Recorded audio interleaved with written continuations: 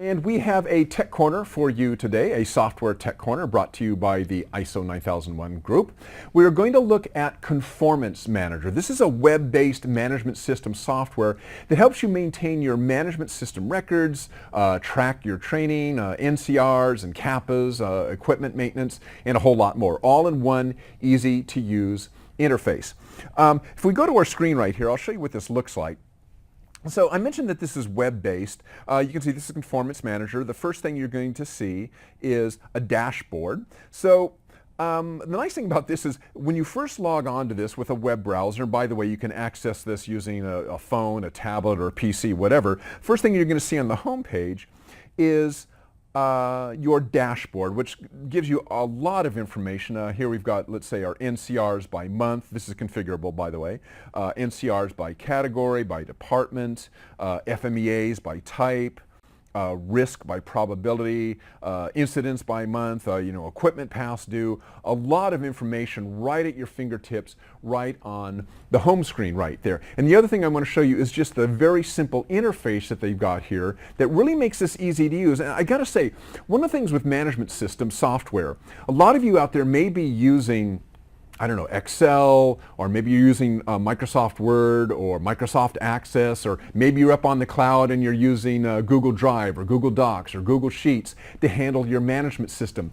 Those things work, right? I mean, you can do it that way, but you're not getting the benefits that you can reap from using software that's actually designed to handle a management system. That's what Conformance Manager is. It is software that's designed to handle a management system. It's not kludged together like what honestly some of you might be doing out there. So as I'm going through these features, be thinking about what you're doing currently and how something like this might really help you out, how it might be a lot easier and provide you a lot more benefit to what you're currently doing. So when we look at the interface here, very simple set of menus. We got 8 menu items: admin, employees, pretty self-explanatory; document control, explanatory; requirements, compliance, equipment, monitoring, and of course reports. And I want to dig into each of these a little bit. So if we go to our admin tab, admin is basically where you set up everything related to the context of your organization. So you might input your departments, all of your positions, your employees, equipment, equipment makes, equipment models. Essentially, you're pre-populating all of the information that is going to be used in drop-down menus later on, as we'll see, so that when your employees log in to use this, they're not constantly having to type in common information. If an employee is required to be filled in on a form, well, there's going to be an employee drop-down menu, or a department drop-down menu, or an equipment drop-down menu, so that they don't constantly have to type this in. So that's basically what you're doing in the admin section. But there's one thing I want to point out. We're going to go into this a lot, and that is the ability to set up reminders. One of the important aspects of Conformance Manager is that it wants to, or its goal is to help you drive ownership and follow through on any of the tasks that show up in your management system. So, ownership and follow through. How do you get people to take responsibility for the tasks that they're assigned? Well, one way is to set reminders. So if we go into the admin screen here and we look at a reminders area, I can set up periodic reminders, or I can set up one-off reminders, like, a particular day, next month.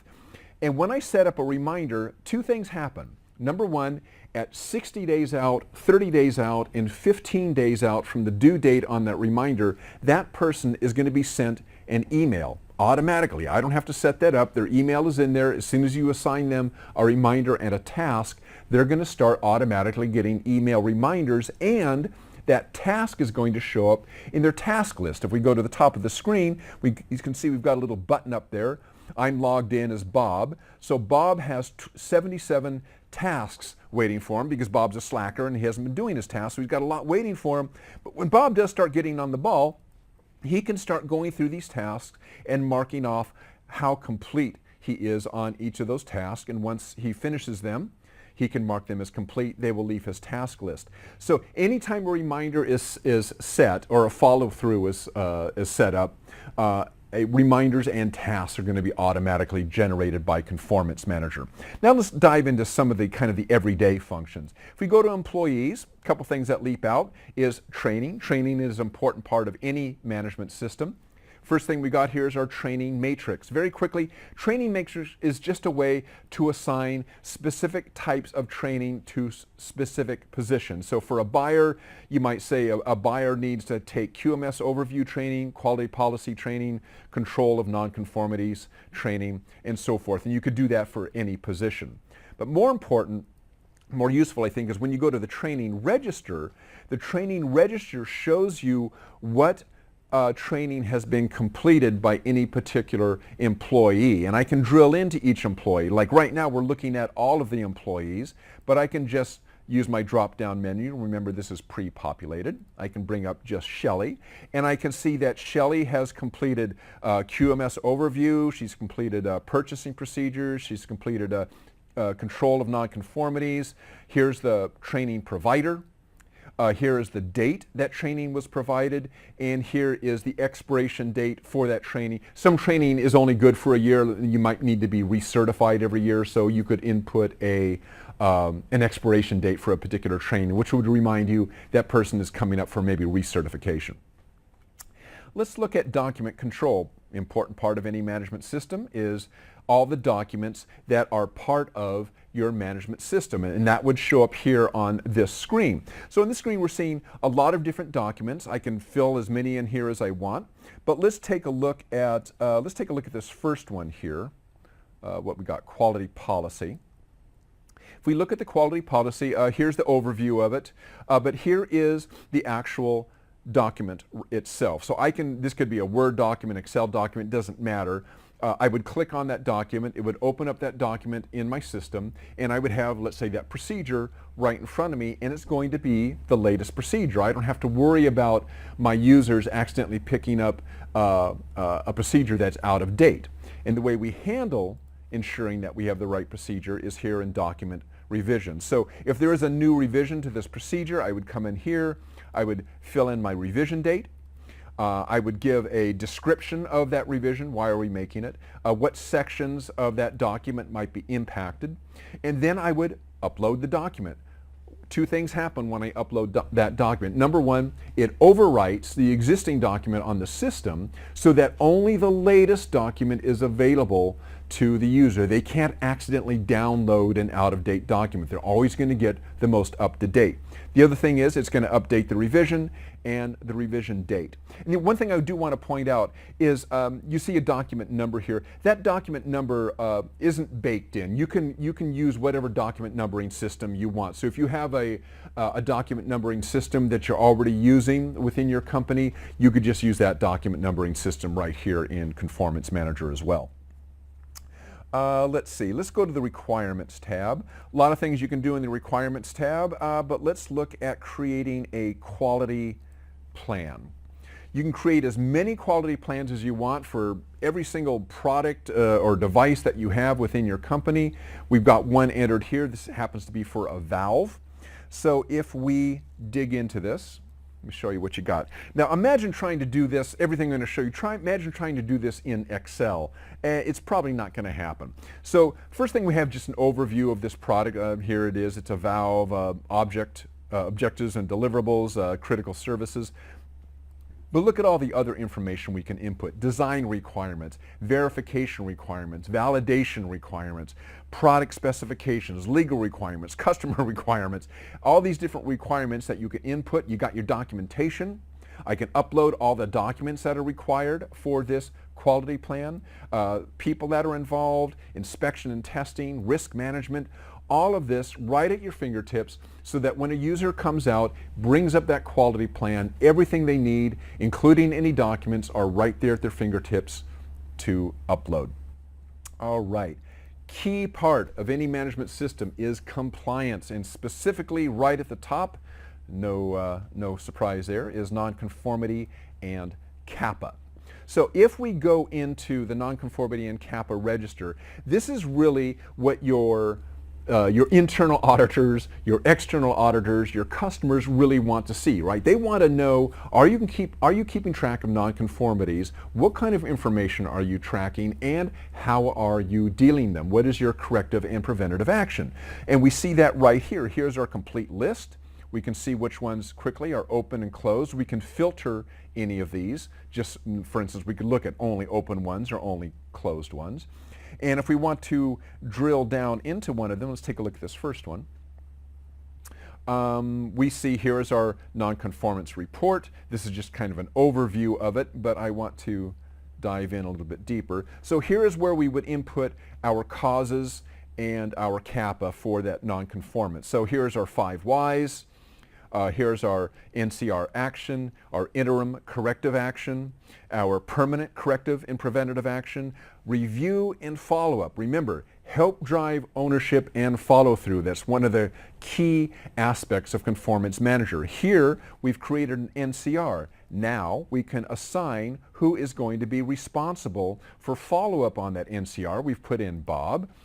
We've said that follow-up is required, and we give him a follow-up date. So when I save this, what happens? You know what's coming. 60 days, 30 days, 15 days out, he's going to get an email reminder saying, hey, you got an NCR you got to deal with, get on it, and it's going to put that task into his task list so that when Bob logs in, he's going to see that, that follow-up requirement in his task list. What else under compliance? Let's look at the risk register. So if we look at the risk register, this is a list of all of the risks that we've identified. We can look at one of them here. Here's an overview of this particular risk. It's an order, the risk operation is order entry. Sales personnel may enter the wrong requirements. Who's responsible? Well, Shelley is. Let's look at this. Remember, ownership and follow-through. Mitigation plan, contingency plan. Either one of those. I would fill in the mitigation plan, let's say, and I would assign it to somebody. I'm going to assign it to Lisa, give a target completion date, and automatically now she's going to get reminders and tasks sent to her that this mitigation plan or contingency plan need to be followed up on. All right, let's look at equipment. Obviously, particularly if you're in manufacturing, it's important that you maintain on a regular basis and have a schedule for maintaining your equipment and calibrating your gauges and so forth, right? So equipment maintenance and calibration, key part of any management system. It's handled here in Conformance Manager right underneath this tab. Just quickly, if we can develop a service schedule. So for a particular group of products, let's say devices. So let's say we have mid-toil calipers of this particular model. We want to calibrate them every year, so that's our interval, and we're going to assign this calibration for these devices to Shelley Johnson. What does that look like on a daily basis? Well, if we go into register equipment, when we go to register equipment, this is where we input individual calipers. So we mentioned mid-toil calipers as a group, but we might have 10 mid-toil calipers, and we see them here. They all show up by serial number. So if we had 10 mid-toil calipers, we would see 10 entries by serial number, and if I look into one of those, this is what I wanted to show you. Remember, we said that these calipers had a 1-year service interval, calibration interval. If we look at the service schedule, automatically a service schedule was set up based on the equipment type and the service interval that we already assigned. So you can see March 21st, 2019, 2020, 2021, 2022, etc. All these were set up automatically. Some admin didn't have to go in and manually enter every single one of these. The software Conformance Manager just went, look, I know you've said that this has got a service interval of such and such. You've just input one, and so based on that date that you input that particular instrument, it now has a service interval set, not service interval, but service schedule set up for it, and all of these were assigned to Shelley, so you got it. Shelley is going to start getting emails and tasks assigned to her as the due date approaches for that particular equipment. Next, let's look at monitoring. The only thing I want to point out here is supplier evaluations. If you've got suppliers, you do want to periodically evaluate them. This is the area where you would do it. So if we look at this first one, let's say, who do we got? Let's say, or top notch. Oh, let's look at this last one, multiple sites. If we go to this one, here we've got just a description of this particular supplier. It's going to have their address, contact, phone number. We can evaluate them based on metrics that we've already created. We can go out and evaluate them on these various metrics. And, this is the key bit, every time we do an evaluation, it gets logged into their history. So we can see this company has been evaluated twice. We see their evaluation history. So at any time we can go out and take a look at how this company has done over time, which might help us decide whether we want to stay with them or not, right? So very useful piece of a very useful module here in the Conformance Manager. And finally, let's look at reports. Conformance Manager does a lot of different types of reports. They all work roughly the same. So let's just take a look at this first one here, objectives monitoring. And let's take a look at it for all time. Reports come in kind of two different flavors. You can get a graphical report, or you can get, you have the ability to download the raw data as an Excel spreadsheet. We're going to look at both of those here. So if we look at objectives monitoring, let's look at it graphically. And we can see here, we can look at a number of different objectives, which we've already put into the system. We've got 4 of them here. We could keep adding to this, but let's look internal audit major findings. Here is our target, and here is how we did over time. So we could look at it graphically, or I could just say, hey, let's download the raw data for this. And we can open this up in Excel, and we can see the same data in its raw form in Excel. We could manipulate it in Excel, or maybe we might bring it from Excel into a third-party software and maybe do more in-depth analysis with it if we wanted. So what we've seen here today, or what I hope I've shown you, is the value of this type of management system software.